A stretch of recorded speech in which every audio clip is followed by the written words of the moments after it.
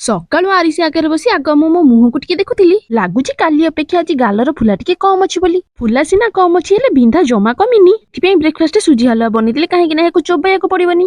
ତାପରେ ସୁଜି ହାଲୁଆକୁ ଖାଇଥିଲି କରି ଥଣ୍ଡା। ଆଜିର ଲଞ୍ଚରେ ତରକାରୀ ପାଇଁ ସ୍ୱାମୀ ନେଇ ଆସିଛନ୍ତି ଅଣ୍ଡା। ପ୍ରଥମେ ଅଣ୍ଡାକୁ ଭଲସେ ସିଝେଇ ଦେଲି, ତାପରେ ଗୋଟେ ବଢିଆ ସେ ତରକାରୀ କରି ଖରାବେଳ ଖାଇବା ପାଇଁ ବସି ପଡିଲି। ଆଜିର ଲଞ୍ଚରେ ଅଛି ଭାତ, ଅଣ୍ଡା ତରକାରୀ, ଅଣ୍ଡା ଫ୍ରାଏ, ଆହୁରି କେତେ କଣ। ବୋଉ ଆମର ଅଣ୍ଡା ତରକାରୀ ଖାଆନ୍ତିନି ବୋଲି ତାଙ୍କ ପାଇଁ ଭଜା ହେଇଥିଲା ପିତା ଶାଗ ଆଉ ବାଇଗଣ। କାଲି ସ୍ୱାମୀ ମକା ଆଣିଥିବାର ତ ଆପଣମାନେ ଦେଖିଥିବେ। ଆଜି ସକାଳଠୁ ମୋ ଆଦି ବାବା ଲଗେଇଛନ୍ତି ତାକୁ ଖାଇବେ। ସନ୍ଧ୍ୟାବେଳେ ଦେଇଥିଲି ମକାକୁ ଭଲସେ ସିଝେଇ, ତା ସାଙ୍ଗକୁ କଞ୍ଚା ଲଙ୍କା, ଲୁଣ ଆଉ ଲେମ୍ବୁକୁ ଦେଇଥିଲି ଦଳେଇ। ଆଦି ବାବାଙ୍କ ହାତରେ ଗୋଟେ ପ୍ଲେଟ ପଠେଇଦେଲି, ଯାଉ ଜେଜେ ଆଉ ମାଆକୁ ଦେଇ ଆସିବ। ମକାରେ ଭଲସେ ଲେମ୍ବୁକୁ ଘଷି ଦେଇ ରାଗୁଆ ରାଗୁଆ କରି ଆମର ଖିଆ ହବ। ସ୍ୱାମୀଙ୍କର ଖାଇବା ହଉଛି ତ ପୁରା ସ୍ପିଡି, ହେଲେ ସିଏ ମହା ଚାଲୁ ଅଛନ୍ତି। ତାଙ୍କର ଖାଇସାରି ପୁଣି ମୋ ମକା କବି ନେବେ ଭିଡି। ଡିନରରେ ହେଇଥିଲା ଆଳୁ ଚକଟା ବା ଆଳୁ ଭର୍ତ୍ତା, ଯାହା ବି କୁହ। ରସୁଣ ଛୁଙ୍କ ହେଇଥିଲା ବୋଲି ବାସୁଥିଲା ଖାଲି ମହ ମହ। ଶୋଇବା ପୂର୍ବରୁ ଟିକେ ଗରମ ପାଣି କରି ପିଇଥିଲି। ଭିଡିଓ ଭଲ ଲାଗିଲେ ଚ୍ୟାନେଲକୁ ସବସ୍କ୍ରାଇବ କରିଦିଅନ୍ତୁ ବୋଲି